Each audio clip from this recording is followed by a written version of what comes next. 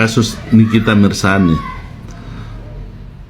yang di luar perhatian saya, tiba-tiba kok menjadi perhatian. Kenapa? Setelah melintas di TikTok saya, waduh, ada apa ini? Kenapa kasus Nikita ini, kasus pidana biasa kok sampai bisa heboh-heboh begini, saling menyerang antara jaksa dengan terdakwa? Wah, ini ada apa ini? Sebenarnya biasa terdakwa itu kan tunduk-tunduk sama jaksa supaya dapat hukuman yang ringan-ringan, tuntutan yang ringan-ringan, hormat-hormat sama hakim supaya ada pertimbangan keringanan atas apa yang didakwakan atau dituntut kepadanya. Tapi luar biasa kasus Nikita ini menarik. Kenapa? Dia mempertontonkan bagaimana dia seakan-akan bukan menghadapi perkaranya, tapi dia menghadapi jaksa penuntut umum, sehingga terkesan ada saling menyerang tentang perilaku baik di dalam maupun di luar persidangan. Kita tidak tahu. Nah, oke, dakwaan dan tuntutan kepada Nikita Mirzani sudah terbacakan. Tinggal kita mau membeda apakah ini tuntutan yang dilakukan oleh jaksa penuntut umum sudah mendekati nilai-nilai keadilan atau nilai-nilai kebenaran. Kita belum tahu, nanti majelis hakim yang putuskan. Tapi ada hal yang sangat menarik dari pembelaan Nikita atas tuntutan 11 tahun dari jaksa penuntut umum. Dia merasa kecewa dan dia merasa, kok ada apa ini? Kenapa ada yang perkara kau tangani itu yang lebih berat hukumannya dari saya, kau hanya tuntut 3 tahun, berapa tahun, enggak 1 tahun kah? Saya tidak terlalu hafal ya tuntutan. Sementara saya yang ini lebih ringan daripada kasus dia, kau tuntut 11 tahun, ada apa? Mungkinkah karena hal yang diungkap oleh Nikita Mirzani di depan persidangan mempengaruhi pola pikir, mempengaruhi keadaan kebatinan jaksa penuntut umum.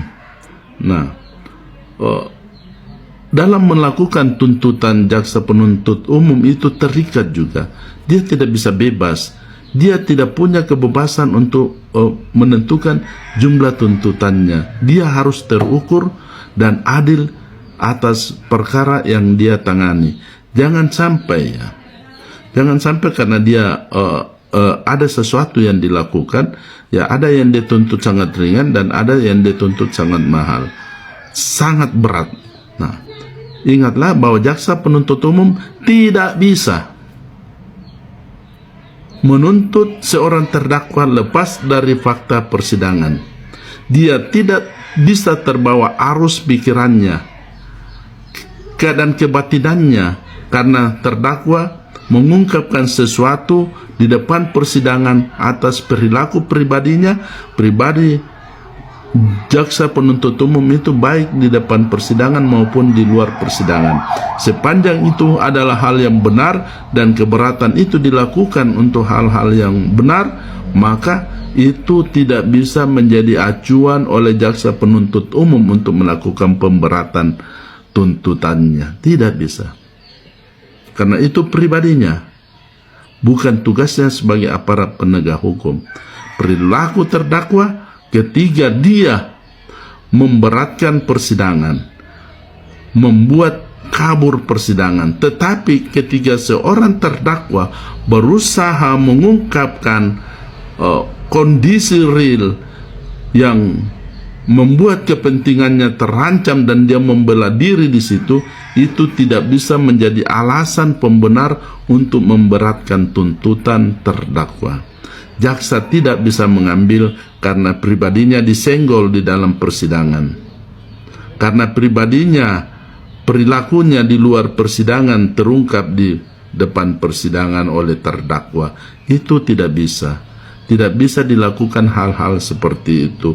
Tidak bisa menjadi alasan pemberat tuntutannya. Nah, jadi jaksa harus profesional, harus mendasarkan tuntutan pada fakta persidangan tentang bukti-bukti dan lain-lain. Dan ini ingat, pada kasus yang lain juga mengikat dirinya ketika ada perkara yang dituntut lebih ringan atas ketuntutan yang berat, maka dia harus seperti itu. itulah yang namanya terukur. Jangan karena dia tidak senang orang dia kasih berat. Tidak. Dia kasih berat orang karena memang kondisi hukum itu menuntut supaya orang dituntut berat. Bukan karena pribadi orang. Karena kalau pribadi orang tentu ada sesuatu di balik itu semua. Nah, kita tinggal tunggu nanti. Mudah-mudahan hakim majelis yang menangani perkara ini bisa mengambil sikap dengan benar melihat kondisi fakta persidangannya. Nah, terhadap ya jaksa yang terkesan menuntut di luar fakta ini dan tidak masuk dalam pandangan netizennya, silakan saja pengawas melihat. Kalau ada hal lain yang melatar belakangi tuntutan dia itu sampai 11 tahun, ya tolong dipertimbangkan untuk diambil sikap dalam upaya mendidik perilaku jaksa. Oke?